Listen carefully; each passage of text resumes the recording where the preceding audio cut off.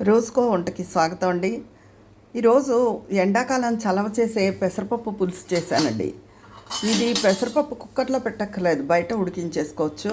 చక్కగా తొందరగా మెత్తగా ఉడికిపోతుంది, కందిపప్పులా కాదు. ఇందులో మెత్తగా ఉడికిన తర్వాత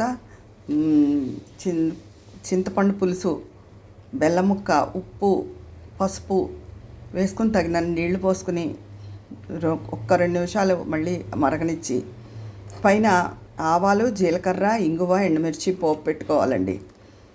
మెంతులు వేయకూడదు ఇందులో, దీనికి జీలకర్ర రుచి. అయితే చింతపండు బదులు మామిడికాయ ముక్కలు పులుపుకి వాడుకుంటే పలసగా ముక్కల్లా తరిగి వేస్తే ఇంకా రుచిగా ఉంటుందండి. రుచిగా ఉండడం సరే, వడదెబ్బ తగలదు. ఈ పెసరకట్టు అని చేస్తారు, అది మంచిదని.